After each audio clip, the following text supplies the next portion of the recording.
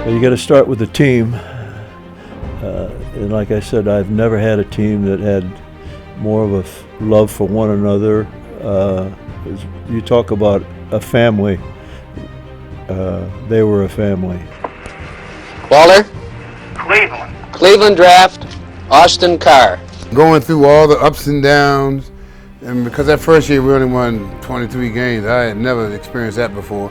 But to finally get to the miracle year, and we missed the playoffs by one game the year before. Fans of Cleveland, they deserved that team, but they deserve a winner. If anybody deserves a winner, the people of Cleveland.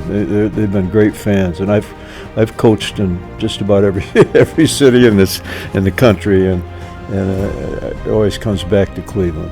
Being in Cleveland at that time, the fans then lining up before the game would come out for warm-ups a half hour before the game. Tons of people in the stands, especially in the playoffs, making noise. You know, they'd start to stomp, and the other thing is, like, when we were in the locker room,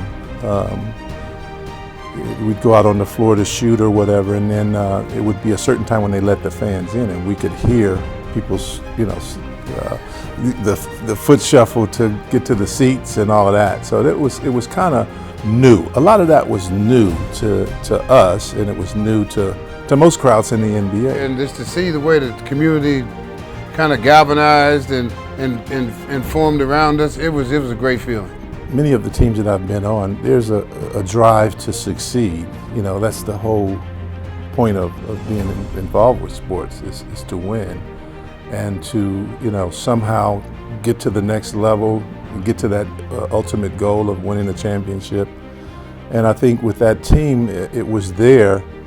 And I think when everything was on the line, you could depend on your teammate, and it extended beyond the playing floor. The thing that made the team step up one more level was having Nate here. The year before, we only missed playoffs by one game, and we knew we was better than that.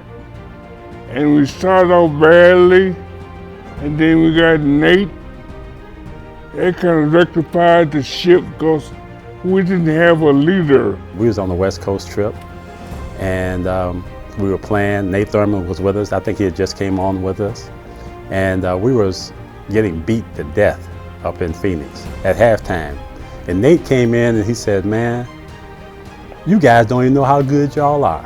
He said, "Man, I've been on teams all my life, all through my career, and I have not been on a team that has this much talent, young talent. This is a power team." And he told us about all this, and then we were down by 15 points at halftime. And we came out in the third quarter, and we were rolling. Nate was a solid block that helped put the whole thing together when we made that trade.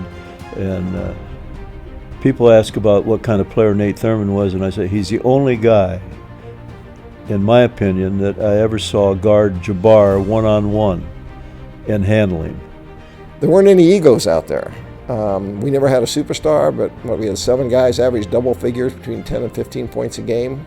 And I think pretty much everybody on that team knew what they were good at and what they weren't good at, and focused on doing what they were good at. We had been browbeat so long from my first 2 or 3 years that to finally make it to the playoffs and even be considered a good team was a great feeling. And it was just, everybody just seemed to enjoy finally getting to where we were respected. That's what everybody wanted. Yeah, I mean, it was the most enjoyable year I had in basketball by far. The moment is when it was all over. I've never seen an indoor crowd tear the basket down like they did. They actually tore it down like it was a goalpost in a football game.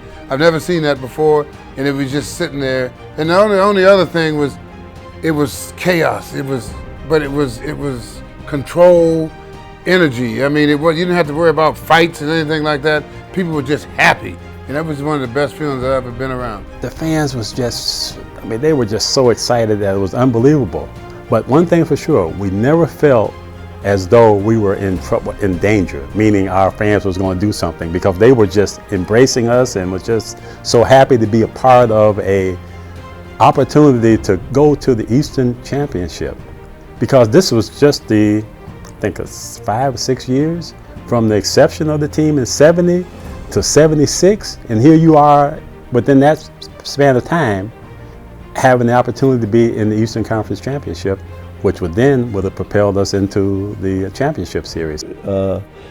If there's miracles been performed, Nick did it. I mean, he brought the team to Cleveland, got a franchise on his word, basically, and the money of other people. The team was the city, and the city was the team.